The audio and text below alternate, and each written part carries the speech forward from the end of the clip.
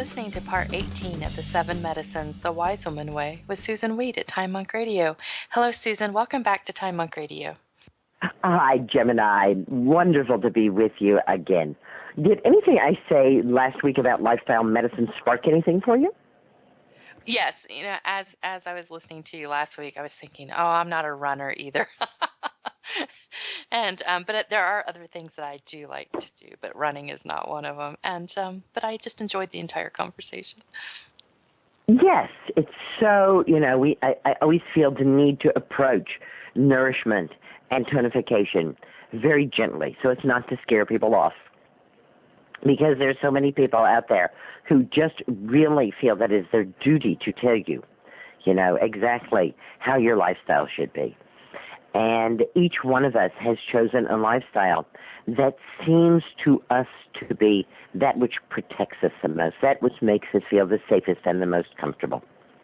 So let's look at what nourishment is. I said last week that nourishment is key to the wise woman tradition and that it has something to do with holistic medicine. So let me continue with, again, a theme that I brought up last week, which is nourishment is not merely what you put in your mouth. Certainly nourishment is what you put in your mouth. But when I teach about the wise woman tradition, what I tell people is that in the wise woman tradition, where we are nourishing wholeness, nourishment is a 3-legged stool. There are 3 very important aspects of nourishment that need to be in place for the person to truly be nourished. Certainly it is what we consume, the food and beverage that we take in, that is certainly part of nourishment. But in addition, there is the nourishment of ritual. And in almost every place that I have been, there is a ritual, sometimes very, very short, sometimes short, but not very, very short, before food is eaten. It's grace, it's a blessing, it's a prayer, it's a moment of silence. There's some small ritual. And I find that for most modern human beings, post-industrialization, that ritual is the nourishing component that is most missing. And you might say, Matt, didn't you talk about ritual back up there when we were talking about mind medicine? Yes. But what we're talking about here is not a specific healing ritual that's done once with a big bang for something to happen. We're talking about those everyday rituals. And those everyday rituals then move out of mind medicine and move into lifestyle medicine. They actually become part of our lifestyle. Do you take that moment before you eat your food, moment of silence, moment of grace, moment of blessing? If you don't, how would your life change if you did that? Nourishment is a 3-legged stool. There is the actual food and beverage that we eat. There is the nourishment of daily ritual. And there is the nourishment of compassionate listening. Now, certainly compassionate listening is an element of the second medicine, and that is story medicine. Because when we are being listened to, it is usually when we are telling our story.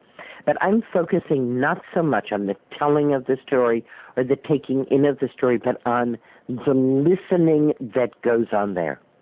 And what happens to us, to human beings, both mentally as well as emotionally and physically when we are heard. One of the first things that we tell the shamanic apprentices who come here to deepen and to widen and expand is that the vast majority of children decide at some point in their childhood that their parents don't have enough time for them, aren't sufficiently interested in them, and that they should, as we put it, climb a tree and observe life going by from that tree up there where they are safe and protected and don't have to worry about what's going on with others. Now, I am not saying, parents, that you don't have time for your children or you're not interested in children. What I'm saying is that most children would like your attention about 150% of the day. And you know as well as I know that is simply impossible. As any human being, you have toileting needs, bathing needs, eating needs, sleeping needs, sexual needs, and a variety of other needs that you're going to attend to that is not going to allow you to spend 150% or even 100% of your time with your child.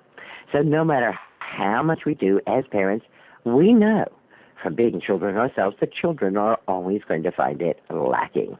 And it may even be a casual thing. You may be in the middle of the whole morning just totally caving in on itself.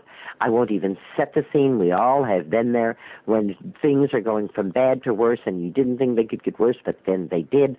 And your child wanders in and says, Mommy, I had a dream. And you say, not now.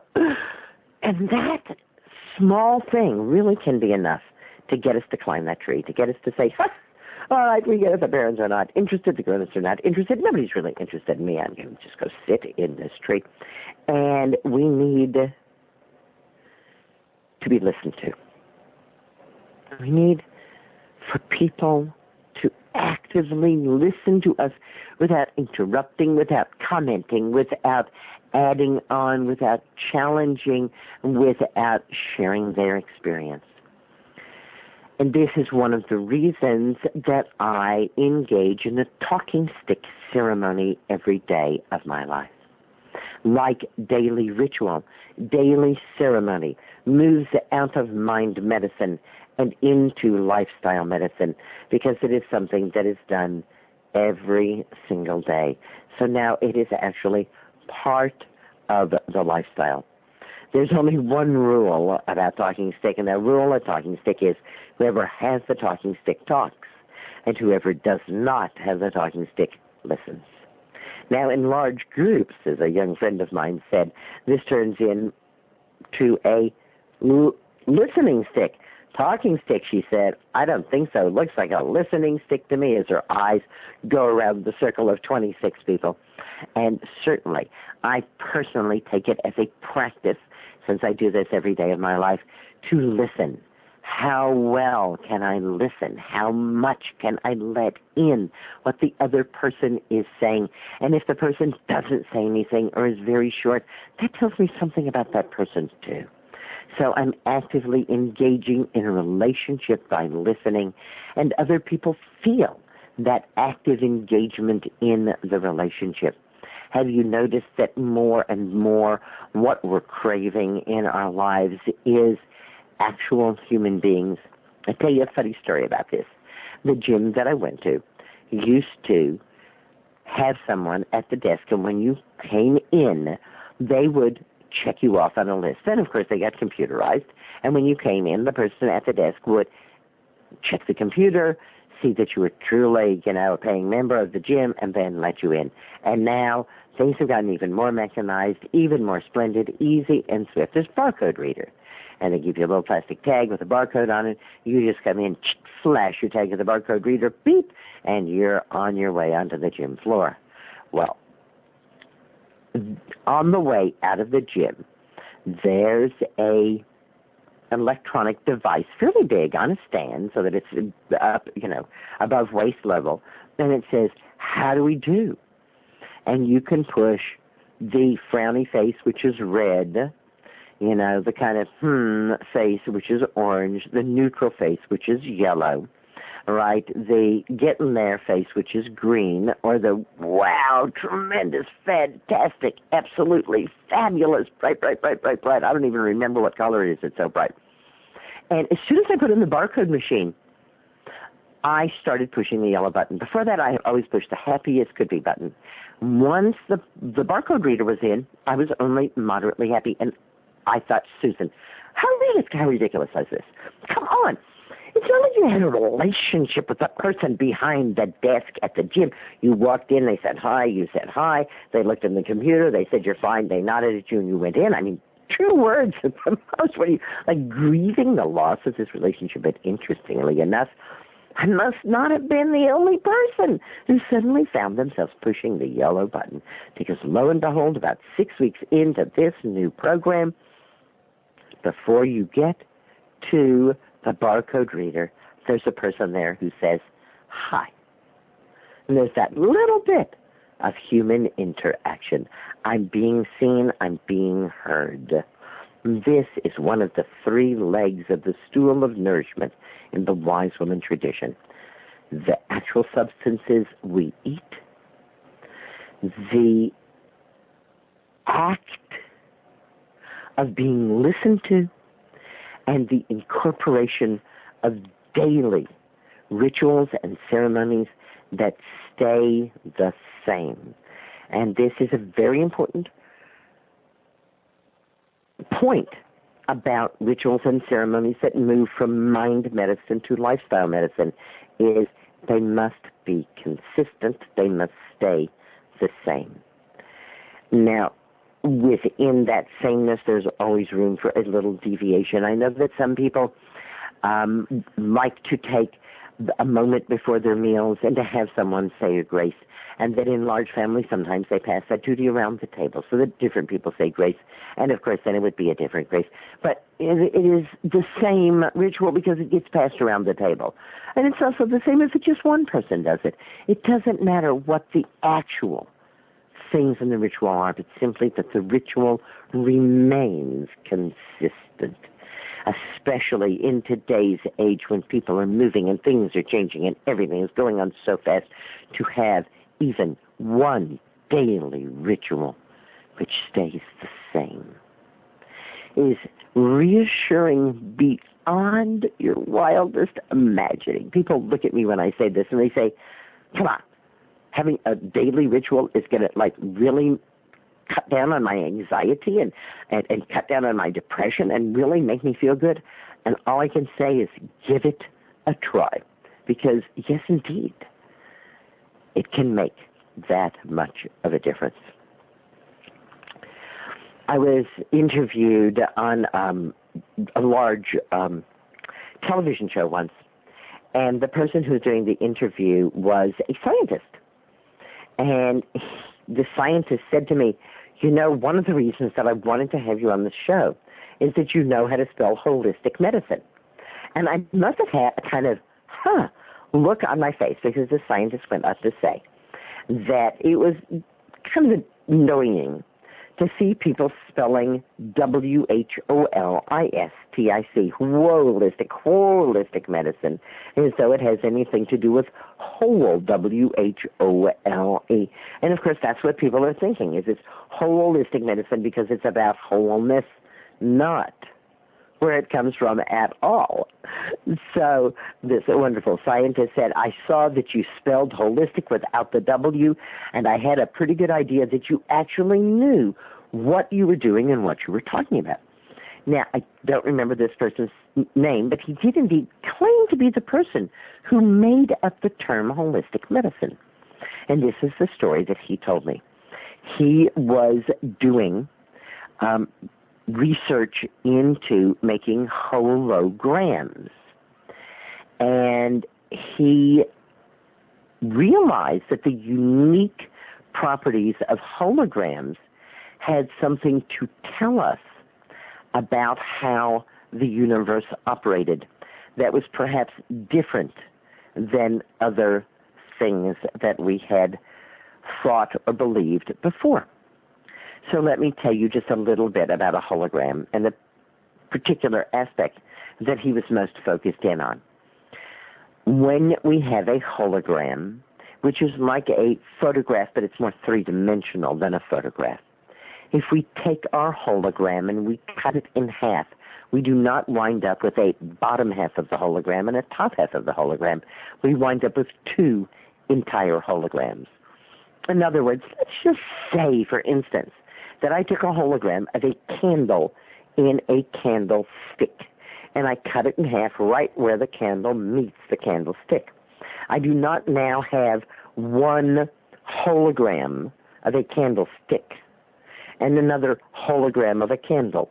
I have two smaller holograms, each of which contains a candle and a candlestick. What? This is part of the absolute miracle of holograms. In fact, you can keep cutting the hologram again and again and again, and you will continue to get the same whole image. In fact, he said that is the idea that we can understand that things can be entire even if they are fuzzy. And what happens as you cut the hologram is that you lose definition. So when you take that first hologram, which is sharp and clear, and you can really see everything in it, and you cut it in half, you have two whole holograms, two entire holograms, but they aren't as sharp or crisp or in focus as the original one. And every time you cut it, you lose focus. You get fuzzier and fuzzier. So when people talk about wanting to get clearer, from the wise woman perspective, the way we get clearer is by reclaiming all of those parts of ourselves that we have cut away. I've been using the analogy of the child who feels unheard and so climbs a tree and says, I will view life from this high perch. I'm not going down there because nobody is interested in me at all. And now we're using another analogy, which is not that you've climbed a tree, but you have cut yourself into pieces, that you have cut part of yourself away and then cut another part of yourself away and then cut another part of yourself away, believing that you are turning yourself into the perfect person, or believing that you are turning yourself into the kind of person that others would be attracted to, or believing that you're turning yourself into the person that your mate wants or your children wants or your job wants, whatever it is. We do not casually cut away parts of ourselves. We do it, again, for survival. We do it because we think it is the best way to survive and to be. The wise woman tradition and holistic, HOLISTIC, holistic medicine suggests to you that you could reclaim those parts of yourself that you had cut off, that you could look at these ideas that have caused you to cut these parts away and ask yourself, really, the perfect person? Who is the perfect person? Is there a perfect person? Do I know a perfect person? Why am I pursuing being a perfect person? I read a wonderful quote from Rhonda Rouser, who has just been named the athlete of the year, and she's a female mixed martial arts. And she says, I don't try to be perfect, because if you try to be perfect and then, you goof up, people say, oh, well, no, she's not perfect, is she? So I just present myself as I am, a human being with all kinds of flaws. She said, and then when I do good, everybody says, wow, look at that, a human being with all those flaws can still do good. Isn't that really a more fun way to live? Give up being perfect. Claim back the parts of yourself that you cut off because you thought they weren't perfect, or they weren't perfect enough. Can we claim back all these parts? Of course we can. Rebuilding ourselves through holistic medicine is, in fact, something that is fairly easily done. Letting go of behaviors that don't necessarily serve us, that's harder to do. So rather than looking at that, rather than saying, let's change what we eat, let's change how we exercise, what I suggest is that people add on, that you see yourself as whole right now, that you see yourself as perfect right now, that there isn't anything that you need to do to be whole and perfect, because you already are. Now, this does not prevent us from being more whole or more perfect. We simply start from a place of acceptance. We start from a place of belief in ourselves, belief in our bodies, and belief in nourishment, that nourishing ourselves can help us to reclaim those parts of ourselves that we have cut off, so that we become more than what we were, and clearer, sharper, and more defined. One of the ways that we can be guided to do this, that we can be helped to do this, is through something called resonance. Resonance means that when there is a vibration, that other things vibrate in resonance with that vibration. Perhaps the simplest example of this is a soprano singing a very, very high note, and the glass shattering. How come the glass shatters? Because the vibration of that very intense, very small note set up a resonance in the molecules of the glass and caused them to vibrate in such a way that they became discoherent and shattered. Now, this is kind of the opposite of what we want from resonance, right? We want resonance in which the vibration causes us to move in resonance in such a way that we can reclaim parts of ourselves. We have all experienced this quite spontaneously, and it's often what attracts us to the people who we feel are our soulmates, or the people that we feel are our best friends, is that when we are with them, we resonate with that person. We feel like ourselves. We feel more like ourselves. We feel our happier selves. We feel our grander selves. That's resonance at work there. We can reclaim more of ourselves and get that crisper focus through resonance. And the resonance does not have to be a sung note. It can be simply the energy of being with someone. It can be those energies that we can't necessarily measure, that we can talk about, but we can't talk about with any kind of scientific accuracy. We just have to say we can experience this. We can't necessarily measure it. We can't necessarily talk about specifics of it, but we all have experienced it, and we all know it. Another way, of course, of reclaiming these parts of ourselves is through the third medicine, which is that energy medicine, which is dream work, going to our dreams and asking our dreams to bring back parts of ourselves.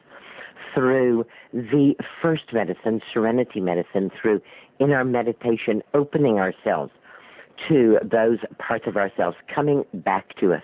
But the real work is not in attracting the parts of ourselves that we have cut off, because they are quite close by and actually fairly easy to attract. The real work is in accepting them, because we cut them off. We cast them out. We sent them to the dungeon. We said, unworthy, I do not want to be this person, and therefore I am going to cut this away from myself. I'm not suggesting, certainly, that we say, well, the part of myself that I threw in the dungeon is the part that screams at everybody before I have my cup of coffee.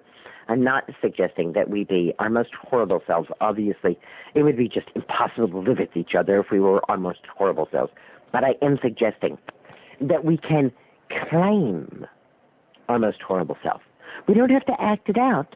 As a matter of fact, what I have seen in the half century that I've been working is that the more people are willing to claim their worst selves, the less their worst selves get acted out.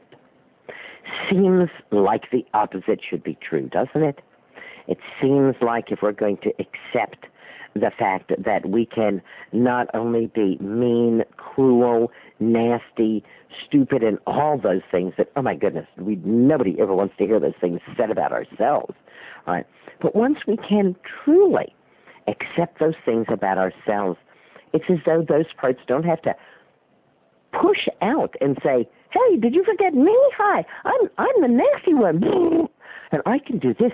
It's as though we have brought them to the table, given them good food, and then given them a brand new coloring book and a room of their own so that they are well fed, happy, satisfied, and have something to do so that we can get on with our life. Another metaphor that I use for this is the metaphor of the deck of cards. Every single one of us has a full deck of cards. I know you may think your mate is missing a card or two, but they're not. They're not. Everybody has all the cards in the deck, 52 cards plus at least 2 jokers there in your deck. And that means you got the Queen of Spades as well as the 3 of Hearts. All those cards are there. We don't necessarily want to play all of those cards. Some of them are quite violent and mean cards, but we need to know that they're in our deck. Our Tai Chi teacher tells the story on himself that when he moved to New York City, and he moved from Baltimore, so we're not talking about he moved from the country to the city, and we're not talking about that he moved from a safe place to a dangerous place, but even moving from Baltimore, he felt threatened by New York City, Manhattan, and so he carried a knife on him. And then he began to take Aikido, eventually receiving his black belt in Aikido.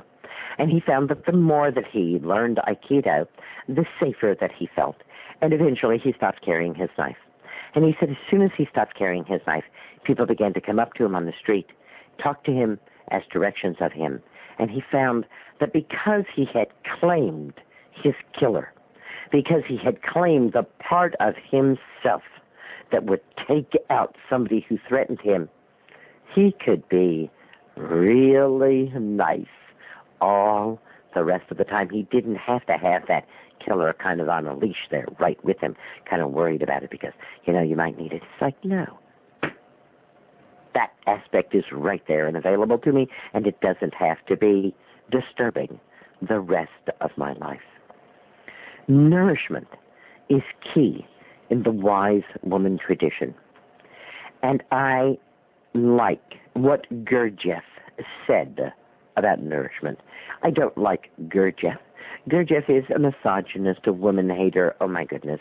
I actually read quite a bit of Gurdjieff at one point in my life, and I was quite impressed as a burgeoning feminist at how misogynistic he was. But nonetheless, I'm willing to drink the orange juice and throw away the rind. And so Gurdjieff says, consider the nourishment of your impressions. And what does that mean? I think now that we understand what holistic health is, and now that we understand how resonance works, so we can begin to understand that every impression we have, every odor that comes in, every taste that we receive, every sensation on our skin, every sound, every sight, that all of these things actually function as nourishment for us. And let me take this down to the level of the DNA, because when our cells replicate, the DNA must unwind. And the way that it unwinds and rewinds is through vibration. We can certainly say that sound is vibration, that sight is vibration, that sensation is vibration. I don't think we have any question but that the nourishment of our senses has to do with vibration. And I say to people, think about it. What is the vibration of the morning news or the evening news? Remember that you're making millions of new cells every second, and that every new cell you make while watching the news is going to be made with the resonant vibration of the news in it. Nourishment from the wise woman tradition perspective is a lot more than the food that we eat and the beverages that we drink, because we understand there's a difference between sitting in a circle and sitting in rows. There's a difference between artificial scents, essential oils, which are concentrated scents, and true natural scents. As we move deeper and deeper into understanding lifestyle, we will be gaining insight into subtle, easy ways that we can resonate in our own wholeness nourish the uniqueness of our individual organism and find ourselves enjoying incredible health.